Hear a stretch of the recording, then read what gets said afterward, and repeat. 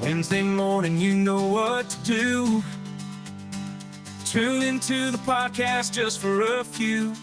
I'll be your guide with tips for your trade. Business success, that's what we'll create. They call it private practice, a world of its own, where entrepreneurs thrive and dreams are grown. From marketing strategies to financial know-how, I'll share the secrets, come on and take a bow. Welcome to the Private Practice Podcast, where I'll help you thrive and we'll have a blast. Tune in every Wednesday, and you'll soon see your business success. It starts with me.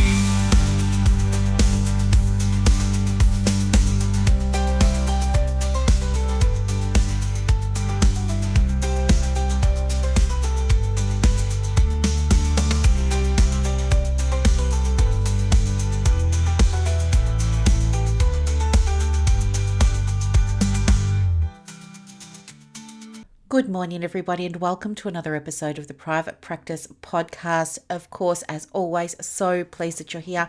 And yes, recording from the home office today, so we do have an introduction and outro music.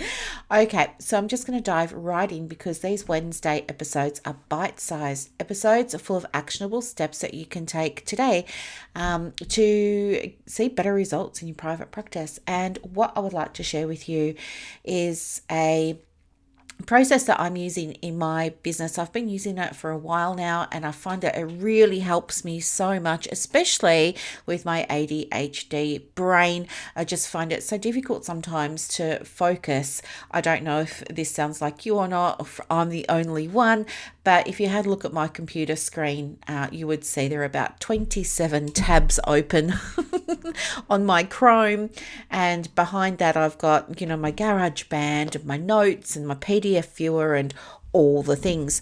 So one of the things that I found really challenging when I was first starting my business, and even up until fairly recent years, was the ability to stay focused. So lots of people say, oh, you get so much done and you're really efficient and you're so productive. And that's true. I do a lot of things. However, because of that ADHD, I often wake up in the morning feeling rushed and feeling pressured, and then I sort of get up and look at the computer and I might have an idea of what I'd like to accomplish in the day, and I might have written it down on a little planner or a notepad or one of my many scrapbooks, exercise books and scrap bits of paper, I meant to say, and maybe some of those things will get done, but I more often than not was finding myself getting distracted by emails, by people's comments, that I felt that I needed to respond to straight away, messages that were coming up in Messenger, I felt I needed to respond to immediately. Everything felt urgent. And as I said, everything felt urgent, rushed. There was a lot of pressure and felt like I was constantly going like, I was on a motor or something like that. So what did I do to change it despite having a little bit of neurodivergence? Well, I'm going to share with you what I'm doing that's working for me. As you know, I'm mad for a 90-day plan, and I really personally enjoy a 30-day plan because they just help me stay focused. They feel manageable. I know it's all over in 4 weeks, so it's digestible, all those kinds of things. So I'm going to minimize my GarageBand and bring up what I'm working on now so I can sort of talk you through it. Now, this is not a 30-day plan. Well, it kind of is. It's a plan and a tracker, but you know me, I like to keep things super simple. So all I've done is I've made myself a Google sheet here, and all I'm doing is I'm giving myself a couple of prompts and then my action steps. So you could call that my super simple plan if you like. So I've got my action steps down the left-hand column, and then across the top I've just got the numbers 1 to 30, right, which should take me to the end of November. You don't have to do it on a month-to-month basis. You can just start any day you like and call that day 1 and go on for 30 days. So the first little prompt that I've got for myself is something that's useful to my audience. So now I know every single day I've got to do something that's going to be actually useful and helpful to you guys. So one of the things that I did a couple of days ago was I sent around an email. So it would have been Monday. I sent an email on how to set fees in private practice so that you don't get caught up in undercharging or having imposter syndrome and things like that. So that was one thing that I did. Something that's useful to my audience that I did yesterday was I made a video and I posted it on my Facebook business page, providing useful and helpful content. The second prompt that I use to guide my activity each day is something to grow my audience. So every single day, I want at least a new follower or a new member in my group or a new client or a new email subscriber or something like that. So it doesn't really, I'm not fussed what it is, but I want to be taking action every single day to grow my audience. So for me, that looked like repurposing an email as a reel. And then I used a call to action on that reel to encourage people to download a checklist that I made, right? So super simple. I didn't require any opt-in for it because at the bottom of the checklist, I included some other ways that I can help, like free ways, low ticket, and of course, higher ticket ways. The other thing that happened that I was able to do was I was asked to contribute to a bundle for a summit. I was asked to submit 2 things, so I did that. What else? And I also did a video on the business page. My third prompt is every day I've got to do one thing that will help me to generate revenue. Now that can be something that will generate revenue for me this week or next, or it might be, short term, medium, or long term. I don't really care as long as I'm doing something each day that's going to help me bring in some revenue for the business. So one of the things that I'm doing is at the moment I'm tidying up my YouTube channel and I'm going through and optimizing all my videos. I've done a lot of videos, as you probably know. So I'm in the process now of uploading a whole lot of them over to YouTube and optimizing them with proper links and stuff like that, because I know that over time that will result in clients.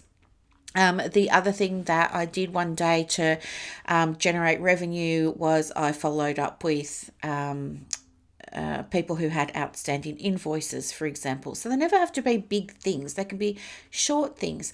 Something else that I did was I followed up with people who didn't have future bookings. That helped. What else have I done? Oh, I've booked a business coaching session with my business coach for some private one-to-one stuff. Something else I did was updated links to my courses and wait lists on my website. Those kinds of things, right? I've enrolled in a new Facebook ads program because, as you probably know, Facebook changes its algorithms and all its stuff all of the time. So things you learned 6 months don't really apply now, do they? So I want to keep on top of that. And it's just a rolling education that I give myself every 6 months to do a Facebook ad course. So I've just enrolled in a new one of those to get the latest and greatest. My fourth activity that I do every single day is something that's going to help me to identify a knowledge gap or a skills gap, and something that will address it, right? Something that will fill it. So as you just heard, I've enrolled in a Facebook ad course. That was something that I did. Something else that I did was I took an assessment of where I'm spending a lot of my time. And any time I'm becoming more aware of any time I'm spending time learning how to do something, like learning how to, I don't know, like I already know this stuff, but just to give you an example, if you said to me, I'll go and create a sales page, I know how to write them now, but there was a time I didn't, and I used to have to sit down and figure it all out and watch YouTube videos and Google stuff and then go into my coaching groups and all of this, and it took me ages and ages and ages to learn how to do stuff. So I don't want to waste time doing that anymore. So then I went and learned how to do it, and so I closed that gap. So I really feel like when you're doing things that are useful, that are audience growing, revenue generating, and they're bridging a gap between either your knowledge and or your skills, those are the foundations for a successful private practice. Now, you can just leave it at those 4 things, and all you're going to do, or all I'm doing, is every single day before work. So I get into work, if you like. I work from home, as you know, but I start seeing clients at 9 a.m. So I start doing this at maybe 8:15. Yeah, I'd say 8:15. And I just start working through it before I open my email, before I go on Facebook, before I check messages, anything like that. I want to make sure that I've done something in all of these areas. So today, and sometimes the activity you're doing can double up. For example, today I'm doing this podcast for you. Now, I could put that in my column for something, or in my row rather, for something that's useful to my audience, because hopefully it is. Buddy, hop down. I could also put it in the column or the row for something to grow my audience, because my podcast does grow the audience. Oh my gosh, by the way, we're so close, you guys, for getting 100K downloads on this podcast. I'm so excited. I could also put the podcast in the something to generate revenue, because I do get a lot of clients from my podcast. So actually today, pretty much all I would need to do is the podcast, and I've ticked off 3 things. And then with the skills gap or the knowledge gap, I just need to make sure that I go in and do one of the lessons or modules on that Facebook ads course, right? Now, there are other rows that I've added just for myself. So one of them is, it says leads, inquiries, emails, right? So I'm just tracking how many leads did I get from my email, how many leads did I get from my Facebook posting, Instagram posting, things like that. So I'm just really tracking the number of leads and where they're coming from. And I'm tracking my conversions. And then I'm also tracking my mood or energy, because I want to be able to look back and see, am I going to burn myself out doing this, or is this actually helping me? And what I can find is when I track this, I can see, oh, my mornings are actually quite focused, and my afternoons and evenings, which is my time off, is actually less stressful, because I don't have to sit there worrying about things, because I know things that are going to shift the needle on my practice have been taken care of, and I did them this morning. Before I even started work, I did them. It's kind of like going to yoga before you do work, or going for a walk, or, walking the dog or something before work. You're just getting it done so it's out of the way for the rest of the day, and you can just relax. And after mood or energy, I also have notes for myself or any results and things like that. So that's what I'm doing. It's a little spreadsheet. I'm just tracking something to do every day that's useful for my audience, something that will grow it, something that will generate revenue, and something that's going to close a skills or knowledge gap. So it's sort of an action taking step. Just those 4 things are my rows. And then my columns are the numbers 1 through 30. And every day I just use these as prompts. So yeah, just have a think about, what are you going to do today that's going to be absolutely helpful and useful to your audience? What can you do today? What's one thing you could do today that could get you 1 new subscriber, 1 new inquiry, 1 new follower, like 1 anything, just 1, to grow your audience? What's one thing you could do today to generate some revenue for your practice? Could it be chasing up a bad debt? Could it be making sure your clients have future appointments booked? Think about what it could be. Could it be updating your fees? Could it be creating a new program or package or something like that? Could it be introducing payment plans? Totally up to you.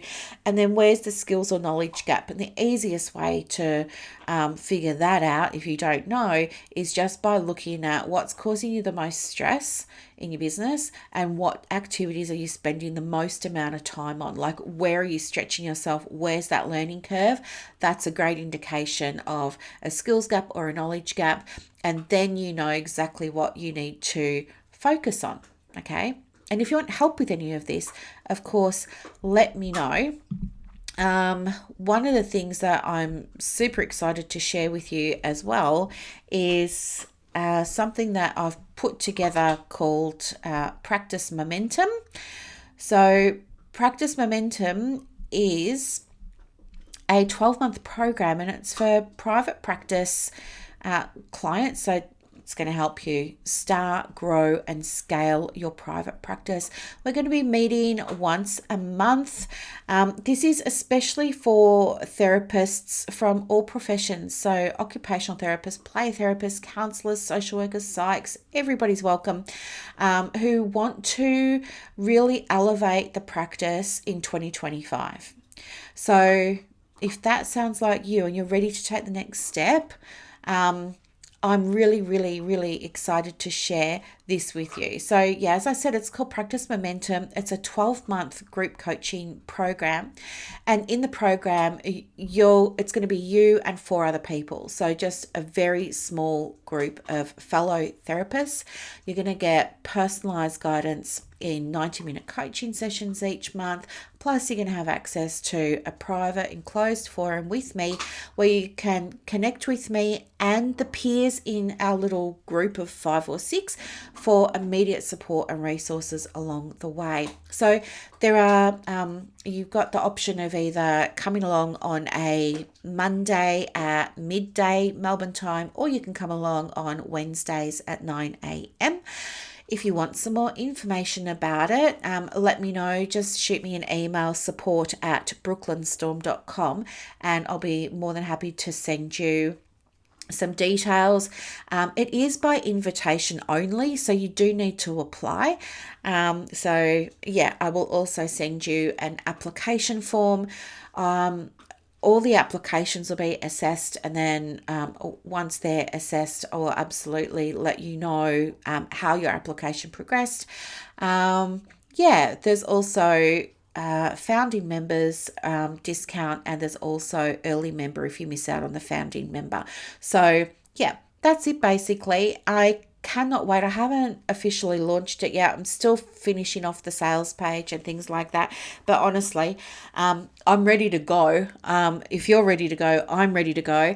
I would love to get this started the first week of December, because that way we can set up your plan for the private practice. I know many therapists just don't have a business plan. So I'd love to make sure that I can help you all write your business plan and write your marketing plan. If we can get those done in December, that'll set you up for a super successful 2025. Okay, so if it's something that you're interested in, please reach out and let me know. But otherwise, I hope that this was a helpful, short little podcast here. And if you have any questions at all, please don't ever hesitate to reach out. Always here to help and support. All right, have a happy Wednesday, and I'll touch base with you in the Saturday edition. Bye for now. On Wednesday morning, you know what to do. Tune into the podcast just for a few. I'll be your guide with tips for your trade. Business success, that's what we'll create. They call it private practice, a world of its own, where entrepreneurs thrive and dreams are grown. From marketing strategies to financial know-how, I'll share the secrets. Come on and take a bow. Welcome to the Private Practice Podcast, where I'll help you thrive and we'll have a blast. Tune in every Wednesday, and you'll soon see your business success. It starts with me.